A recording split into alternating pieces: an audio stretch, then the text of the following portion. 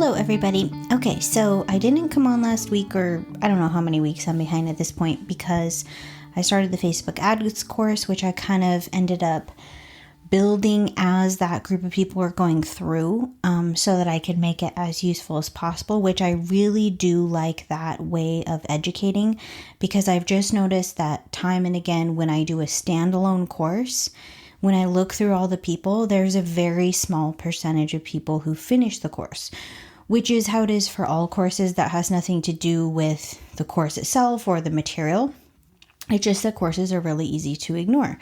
So the next course that I built after that was the Pinterest course, and I really want it to feel similar. There is a strategy part that includes a 20-minute one-on-one call with me that you can get on top of the course, and I really recommend that people do that, just because it will be much more likely you will get your money back from your investment if you have a chance to talk with someone to give actionable advice, and make sure that whatever you're doing on Pinterest matches up to your overall strategy and brand presence. So anyway, I haven't been doing nothing. I've been a busy bee, but just failing to record the podcast as I want to. The other thing that's coming up is this week I'm going to be doing a 4-part series on booking spring. And so the first one of those is going to be on the Instagram tomorrow. So if you listen to this, you can go check for that. And I'm just going to release them Monday, Tuesday, Wednesday, Thursday. So yeah, I think it'll be kind of a fun way to help people jumpstart things. I want to start off this conversation just by doing something that I think is really important as an educator. So it's kind of funny because obviously this is a really hard time to be a family newborn photographer. It's a really hard time to be any type of photographer, but those two in particular, because it's easy for families to kind of take that off as a line item if they're starting to feel like they want to watch their finances, right? So that can easily be something that they can just not do or push off. So that we have that going on, and then we have our general communication going on in the vacuum of everything else that's happening. And I'm a little disappointed to see not many of the other educators and mentors talking about this. It doesn't mean anything negatively about you if you happen to be an educator and you are also struggling to book things. Like, that it doesn't mean anything. It is the hardest time right now that I can think of in recent memory. So one, because I get DMs from photographers in all walks of life, those that have been in business for 6 months and have 50 Instagram followers, to photographers who've been in business for the last 10 years and have 50,000 followers. And all of those people are struggling with marketing. So I just want to give you that insight, because I think what we can often do is see the 1 or 2 photographers who release their spring mini dates in one story slide, and the next story slide is they're all booked, and then that's the pedestal and that's the comparison, when in reality, that is not what it looks like. So what I think I'm going to talk about in this episode, what I think is going to be the fastest way for a brand to gain trust right now. And a lot of you aren't necessarily going to like it, but I do think that if you truly are in a position where you need to make this work and you need to make an income from this, or you need to find a job, first I'll say that there's no shame in getting like a part-time job or going back to work until you feel more steady.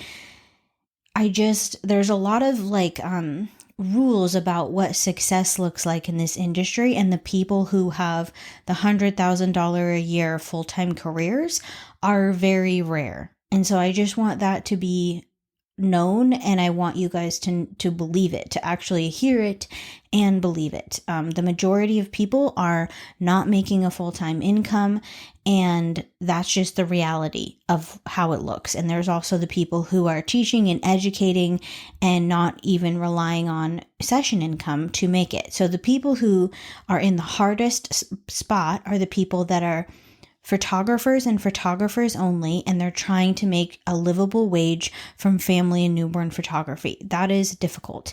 So I just want it to be out there and known and accepted, instead of kind of brushed under the rug and, well, if you don't fit in these categories, then you've quote unquote failed. So that out of the way, if you are in the position where you're like, I want to enter the vortex of whatever's happening in the world and rise above all the noise, the fastest way to do that is going to be you becoming the face of your brand and making come along with me, learn with me, look at what I'm doing, I'll tell you a story content. Now, the second I say that, there's going to be a large percentage of people who are like, nope, not doing it. And having mentored, I'm just wrapping up one-on-one mentoring. I ended up taking on one more person. Then I was just looking at my own spring and realizing that my busy season starts right then. And I just don't want to have a situation where I am really not able to put forth the amount of energy that I want to.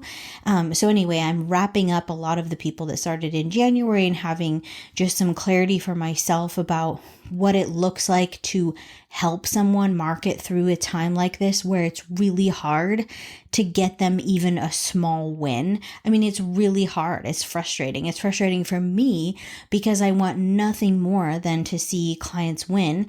And definitely there have been wins and that's been awesome, but it's not 2019 where it was like tweak this and write a better blog post and, show up in your stories once a week and you'll be booked out for life. It's just not that.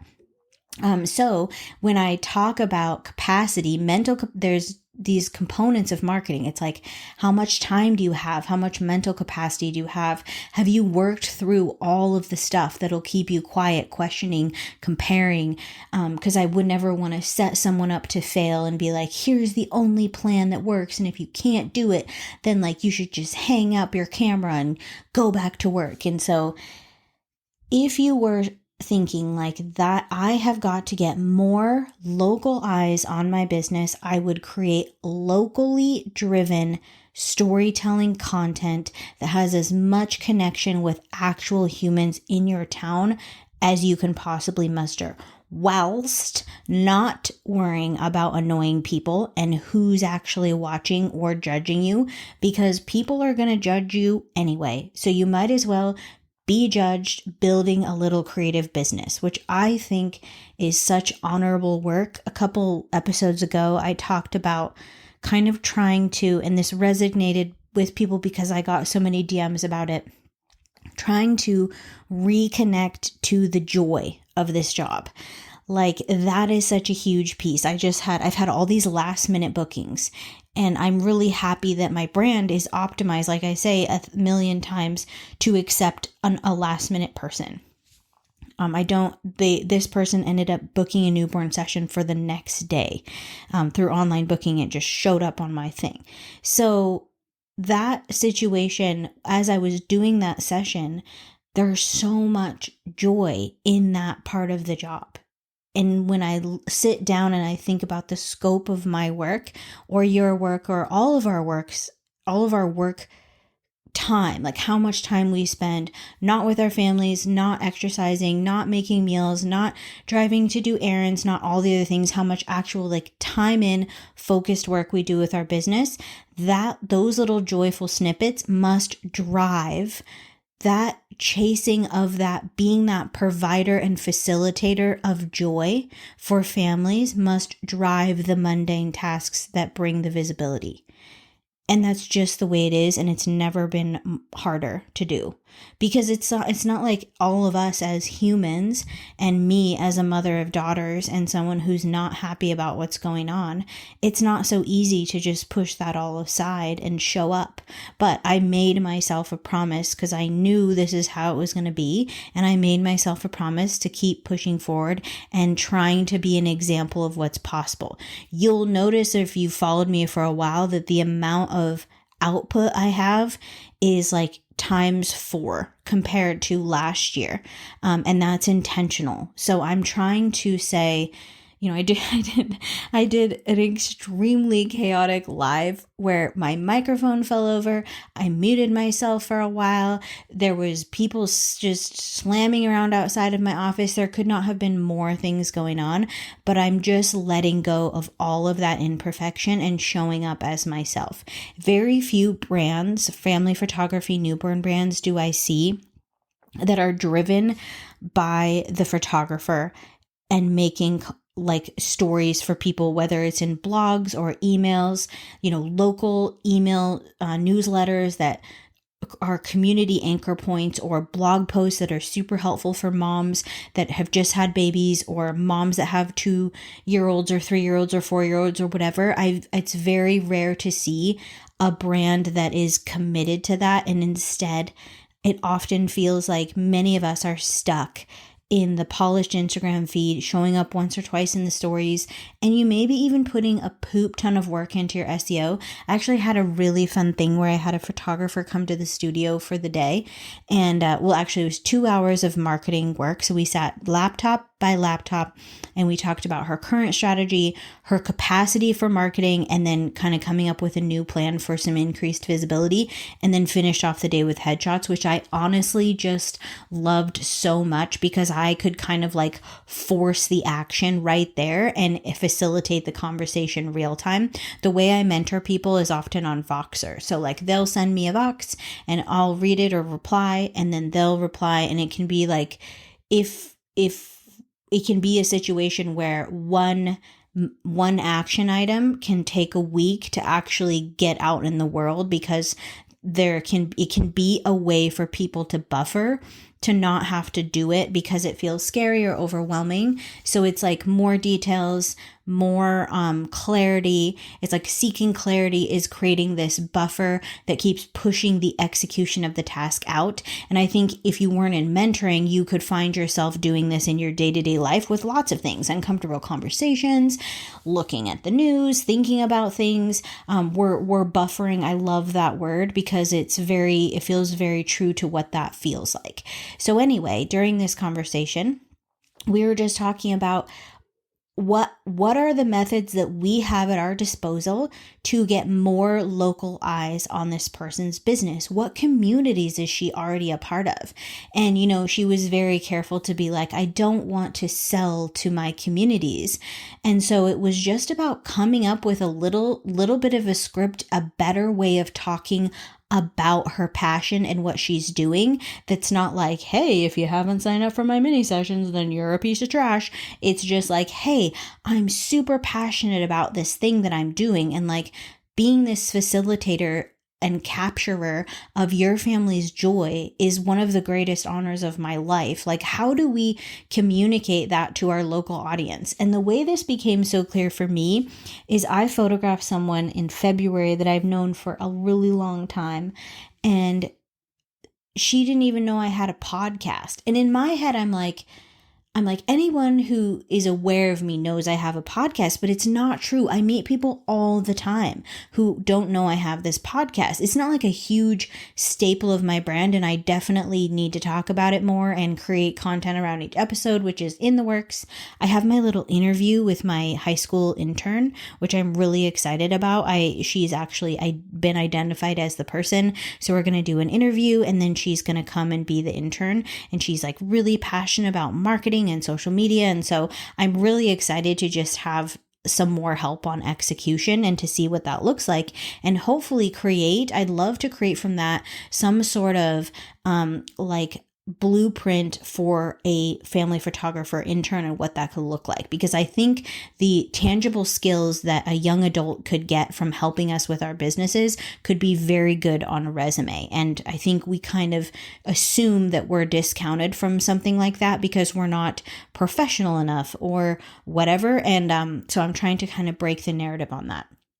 But anyway, it's that kind of thing of like, how many people that you talk to every day who truly care about you, and even if they're not going to hire you, who would they know that might love to hire you? How many of them have no idea what you're actually trying to book right now? So those are also the important conversations to have.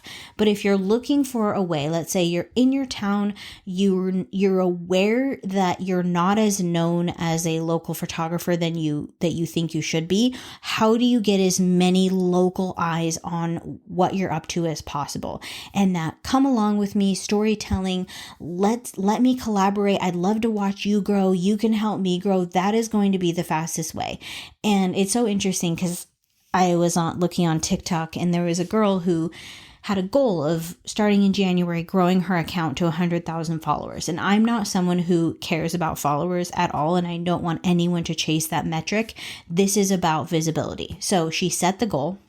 And then she was doing a little talk on her most important lessons. And this was validating for me because she said, one of the first things you can do is start a series. And the reason that a series is really nice is because it helps you to commit to consistency about something that you're actually trying to do. So my challenge to all of you is to create a series that you start this week it's centered around what you're trying to book. And if you're stuck on what that could look like for you, send me a DM and I will help you create it together. In the meantime, I have the Pinterest course coming out soon. It's coming out in April, and there's going to be a $25 off code for podcast listeners and email subscribers. So that will be in the show notes of this podcast.